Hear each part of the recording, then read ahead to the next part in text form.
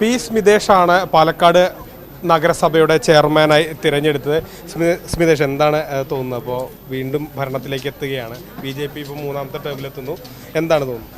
BJPയുടെ വളർച്ച എന്നുള്ളത് ഒരു സുപ്രഭാതം ഉണ്ടായിട്ടുള്ളത് അല്ല, ക്രമാനുഗതമായിട്ട് വളർച്ചയാണ്.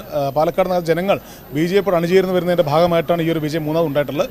കഴിഞ്ഞ കാലങ്ങളിൽ BJP ഭരണം നടപ്പിലാക്കിയിട്ടുള്ള മുഴുവൻ വികസന പ്രവർത്തനങ്ങളും ജനങ്ങൾ നെഞ്ചോടറ്റി എന്നുള്ള തെളിവാണ് ഈ മൂന്നാമതും ഈ ഹാട്രിക് വിജയം ലഭിക്കാനുള്ള കാരണം. ഇപ്പോൾ കേവല ഭൂരിപക്ഷം ഇല്ലാത്തൊരു സാഹചര്യമാണ്. അപ്പോൾ എത്ര ആതൊരു പ്രതിസന്ധിയെ ഭീഷണിയാവുന്നു?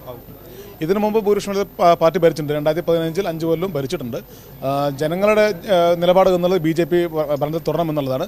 ആ ജനവിധി പൂർവ്വം ഉൾക്കൊണ്ടുകൊണ്ട് പ്രതിപക്ഷം പ്രവർത്തിക്കണമെന്നാണ് ഈ വേളയിൽ പറയാനുള്ളത്. ഒരു ഭീഷണിയായിട്ട് കരുതുന്നുണ്ടോ ഏതെങ്കിലും ഘട്ടത്തിൽ? അല്ല, ആ ഭീഷണി നേരിടാൻ BJP തയ്യാറാണ്. ഒരുമിച്ച് എല്ലാവരും ചേർത്ത് ഇണക്കി കൊണ്ടുപോകാൻ പറ്റും. പൂർണ്ണമായിട്ടും രാഷ്ട്രീയത്തിന് അതീതമായിട്ടുള്ള വികസന പ്രവർത്തനങ്ങൾ എല്ലാവരും ഒത്തുചേർന്നുകൊണ്ടുള്ള ഒരു പ്രവർത്തനമാണ് BJP പ്ലാൻ ചെയ്യുന്നത്.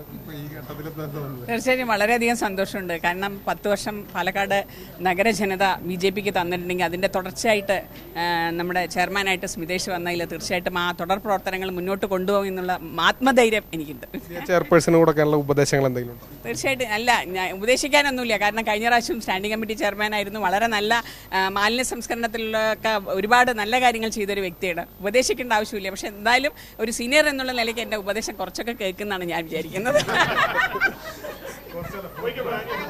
അങ്ങനെ സ്മിതേഷിനെയാണ് ഇപ്പോൾ ചെയർമാൻ ആയി തിരഞ്ഞെടുത്തു. ഇനി അദ്ദേഹമാണ് പാലക്കാട് നഗരസഭ ഭരിക്കുക.